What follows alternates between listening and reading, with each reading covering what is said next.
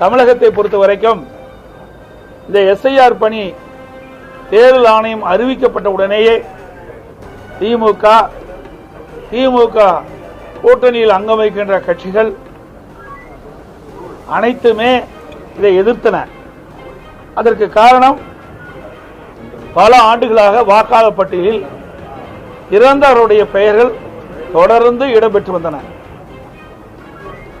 அதோடு நகர பகுதியிலே, மாநகராட்சி, நகராட்சி, பேரூராட்சி பகுதியிலே வசிக்கின்றவர்கள் அந்த பகுதியிலிருந்து வேறொரு இடத்திற்கு குடிபெயர்கின்றார்கள். அப்படி குடிபெயர்களுடைய வாக்காளர்களும் அந்த வாக்காளர் பட்டியலில் இடம்பெற்று வந்தனர். அதையெல்லாம் எஸ்ஐஆர் பணி மேற்கொள்கின்ற பொழுது இறந்தவர்கள், குடிபெயர்ந்தவர்கள், போலி வாக்காளர்களை கண்டறிந்து அவையெல்லாம் நீக்கப்பட்டு